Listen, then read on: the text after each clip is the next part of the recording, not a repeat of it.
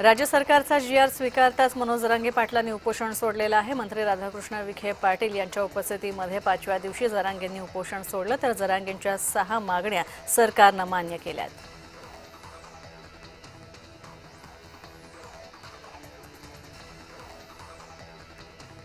सरकारनं मराठा आरक्षणाबाबत 6 मागण्या पूर्ण केल्यानंतर मनोज जरांगेंनी उपोषण सोडलं तर जरांगेंचं उपोषण सुटताच मराठा आंदोलकांनी आझाद मैदानावर एकच जल्लोष केला।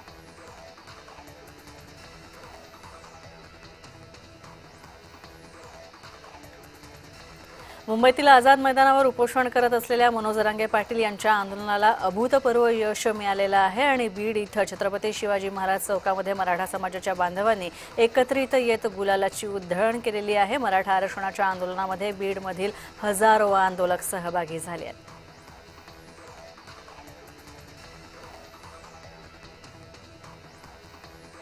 जरांगेंनी आंदोलन मागे घेतल्यानंतर कोर्टाच्या आदेशानुसार आंदोलकांना माघारी जाण्याच्या सूचना देण्यात आलेल्या आहेत। पोलिसांकडून आंदोलकांना सीएसएमटी स्थानकावरून माघारी जाण्याच्या सूचना करण्यात आल्या आहेत।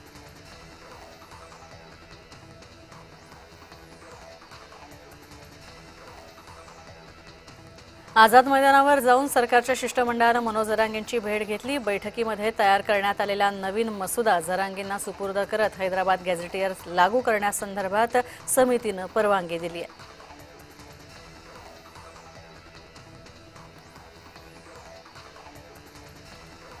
शिष्टमंडळाच्या भेटीनंतर आंदोलनाला यश आल्याची घोषणा जरांगे पाटलांनी केली। तुमच्या ताकदीवर आपण जिंकलो असं आंदोलकांना संबोधत जी.आर. निघाल्यावर गुलाल उधळत जाण्याची घोषणा जरांगेंनी केली।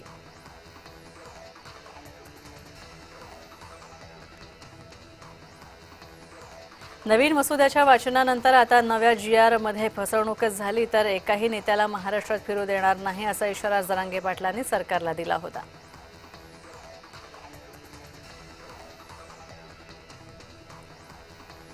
जरांगेंच्या आंदोलनावर बुधवारी दुपारी 1 वाजता हायकोर्टात सुनावणी होणार होती तर आदेशाचं पालन झालं की नाही हे कारवाईचे आदेश देऊन अशा शब्दात कोर्टानं मराठा आंदोलकांना खडसावलं होतं।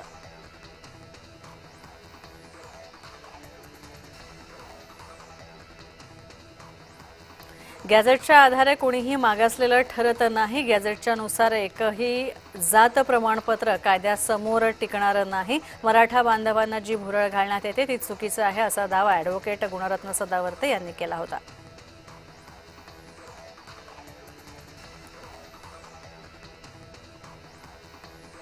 हैदराबाद गॅझेट लागू करण्याच्या निर्णयानंतर मराठ्यांच्या झुंडशाहीला बळी पडून राज्य सरकारनं ओबीसींच्या पाठीत खंजीर खुपसला आहे अशी टीका ओबीसी नेते नवनाथ वाघमारे यांनी केली आहे।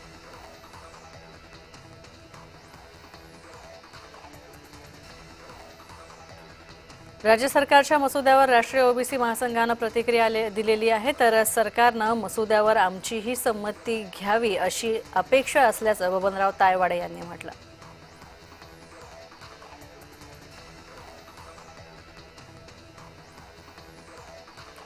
गंभीर गुन्हे दाखल नसलेल्या मराठा आंदोलकांवरचे गुन्हे मागे घेण्यात येणार असल्याचा निर्णय घेण्यात आलेला आहे। मराठा आरक्षण उपसमितीच्या बैठकीत हा निर्णय घेण्यात आलेला आहे। ही माहिती असलेला मसुदा उपसमिती शिष्टमंडळातर्फे जरांगे पाटलांना देण्यात आला।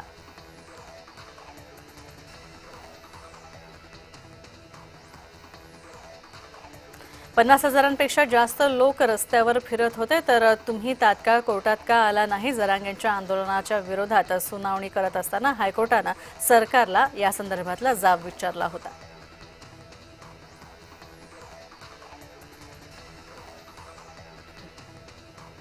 मुंबईमधल्या जुहू बस स्थानकावर बेस्ट बसमध्ये मराठा आंदोलक आणि प्रवाशांमध्ये हाणामारी झाली होती तर बेस्ट कर्मचाऱ्यांचा वाद थांबवण्याचा प्रयत्न होता। मारहाण प्रकरणी आरोपींवर गुन्हा दाखल करण्यात आला।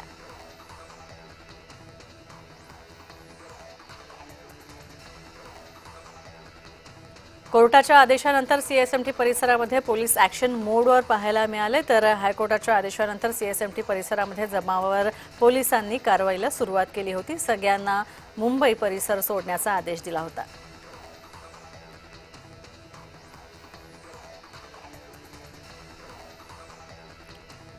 मुंबई हायकोर्टाच्या आदेशानंतर सीएसएमटी परिसरातून अनेक मराठा आंदोलक मागे फिरले तर कारवाई सुरू केल्यानंतर आंदोलकांनी पोलिसांना सहकार्य केल्याचं समजतंय। आंदोलकांनी नवी मुंबईच्या दिशेने जाण्याची सूचना जरांगेंनी दिली होती।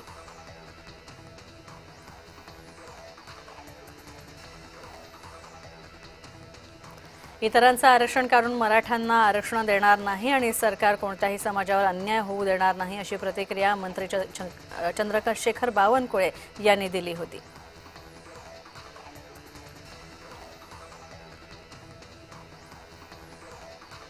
खासदार उदयनराजे भोसले यांनी मराठा आंदोलनाचं समर्थन करत प्रतिक्रिया दिलेली आहे। शासनानं लवकरात लवकर आंदोलनावर तोडगा काढावा अशी मागणी त्यांनी केली होती। जे आंदोलन करतायत त्यांच्या प्रमुखांसोबत बोलून लवकरात लवकर निर्णय काढावा अशी प्रतिक्रिया त्यांनी व्यक्त केली होती।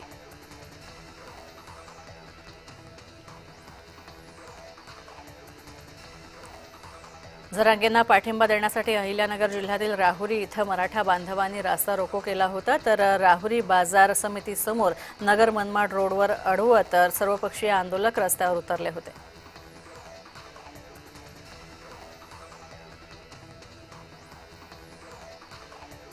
मराठा समाजानंतर अमरावती ओबीसी समाज सुद्धा आक्रमक झाला तर मराठा समाजाच्या आरक्षणामुळे ओबीसी आरक्षणाला धक्का लागला आणि ओबीसी समाज सुद्धा मुंबईकडे कूच करेल असा इशारा ओबीसी समाजाने दिला होता।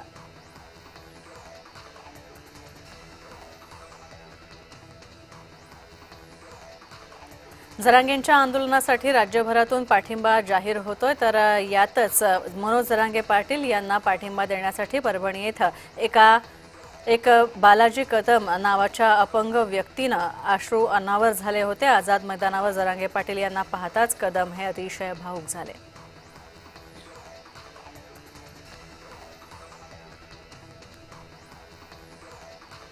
मालेगावहून मराठा आंदोलकांसाठी मोठ्या प्रमाणात धान्य, डाळी, तेल, कांदे हे मुंबईसाठी पाठवण्यात आलेले होते तर जरांगेंच्या आंदोलनाला सर्व धर्मीयांकडून पाठिंबा मिळतोय।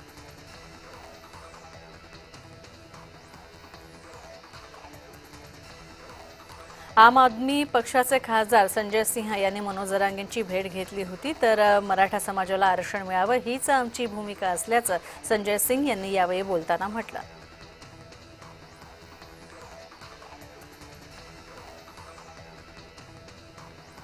सांगलीतील सलमा इरफान शिकलगार यांनी मराठा आंदोलकांसाठी शिदोरी पाठवली होती तर मराठा आंदोलनासाठी मुस्लिम धर्मीयांनी पुढाकार घेतलेला आहे। त्यांनी स्वतः जेवण करत आंदोलकांसाठी मुंबईकडे जेवणाचे जिन्नस पाठवले होते।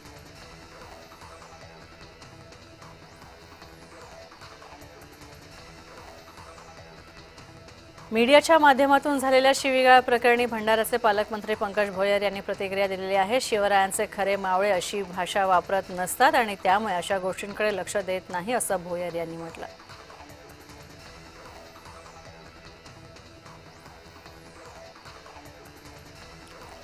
वैभव खेडेकर यांच्या भाजप प्रवेशावर मनसेकडून बॅनरबाजी करण्यात आलेली आहे। कोकणाच्या लाल मातीत निष्ठेची परंपरा असा बॅनरवर उल्लेख आहे आणि मुंबई गोवा महामार्गावर हे बॅनर लावण्यात आलेलं आहे। मनसेचे रत्नागिरी जिल्हा संपर्क अध्यक्ष मनीष पाथरे यांनी हे बॅनर लावलेत।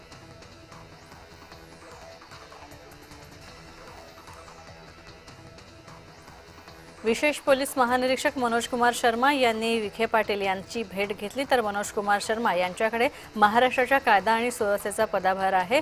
मराठा आंदोलनाच्या पार्श्वभूमीवर ते उपसमितीचे अध्यक्ष विखे यांना जाऊन भेटले होते। उच्च न्यायालयामध्ये या संदर्भातली सुनावणी आज पार पडली होती।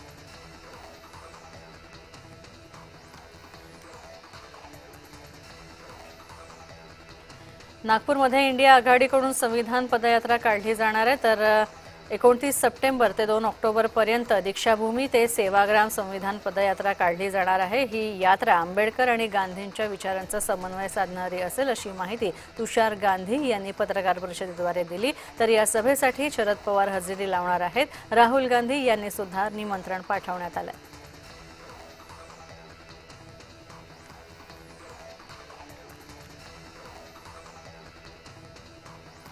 राष्ट्रीय ओबीसी महासंघाचे साखळी उपोषणाचा आजचा चौथा दिवस आहे, तर 13 जण या उपोषणात सहभागी झालेले आहेत। गृहराज्यमंत्री पंकज भोयर NSUI कडून आंदोलनाला पाठिंबा देण्यात आलेला आहे, तर मराठ्यांनी ओबीसीतून आरक्षण नको असा या ठिकाणी उल्लेख करण्यात आला।